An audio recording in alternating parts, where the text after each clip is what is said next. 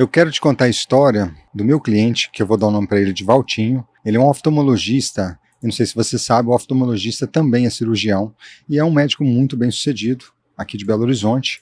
E esse médico fazia mutirões de cirurgias de cataratas e num belo dia ele foi chamado para fazer um mutirão de cirurgias com outros colegas no interior da Bahia. O Valtinho foi para lá então e fez centenas de cirurgias de cataratas, são mutirões, né? E infelizmente ele foi embora, e infelizmente aconteceu uma fatalidade. Vários pacientes foram contaminados por uma virose e tiveram mais de 30 pacientes com perda da visão definitiva. Imagina um problema desse. Qual o impacto que isso pode trazer sobre o seu patrimônio? E eu quero te contar que o Valtinho não ficou sabendo desse problema. E outros médicos que atuavam lá no estado da Bahia, eles tiraram o patrimônio, todos os patrimônios e todos os bens dos seus nomes. E o Valtinho não sabia do problema. O Ministério Público notificou, enfim, fez uma ação coletiva, né, civil pública, e o Valtinho, de repente, vai passar o seu cartão bancário e o cartão não passa. Ele fala: estranho, tem dinheiro na conta, o que está acontecendo? E aí ele foi lá no Itaú, acessou a sua conta e quando ele percebeu estava completamente bloqueado os seus valores em conta. Aí então ele foi tomar pé daquela situação e falou: por que está bloqueado? Foi consultar um advogado, foi ver a situação e pasmem, o Valtinho descobriu que ele tinha 3,6 milhões em seus bens bloqueados, inclusive um carro, né? Não vou falar para não ficar toda a especificidade do cliente aqui, mas inclusive o carro dele. Então, essas são situações que a gente nunca imagina que vai passar.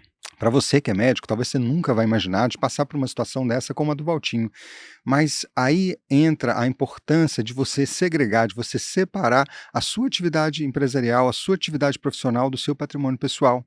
E esse é um dos benefícios da holding, de se criar um planejamento patrimonial estruturado. Se o Valtinho, que eu conheci lá e tive atendendo ele em 2017, se ele já tivesse feito esse sistema de planejamento de modo elaborado no sistema de holding, ele não teria nenhum problema.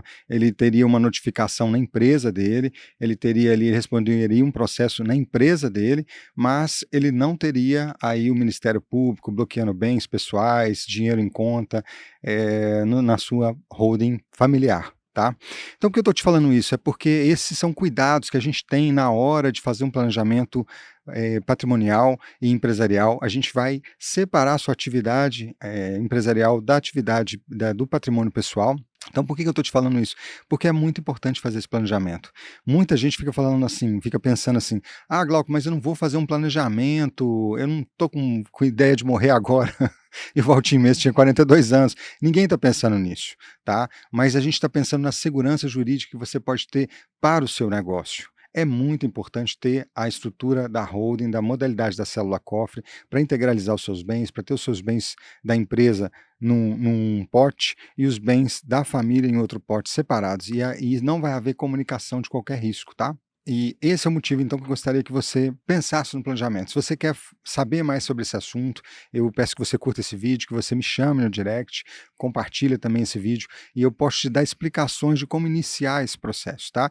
E você pode ter uma vida e uma empresa e um negócio completamente diferente do Valtinho. Foram mais de 4 ou 5 anos, quase 5 anos de processos judiciais para poder livrar o patrimônio dele e efetivamente quem ficou com a bronca toda de 3,6 milhões foi o Valtinho. E para você não correr nesse mesmo erro, me chama, vamos ter um bate-papo e aí nós vamos fazer uma reunião, uma sessão de viabilidade. Eu vou entender o seu planejamento, seus objetivos, sua área de atuação, seu sistema e seu regime de casamento, se você tem filhos antes ou depois do casamento, enfim, a gente vai estruturar tudo isso para que você não incorra nesse mesmo erro. Obrigado.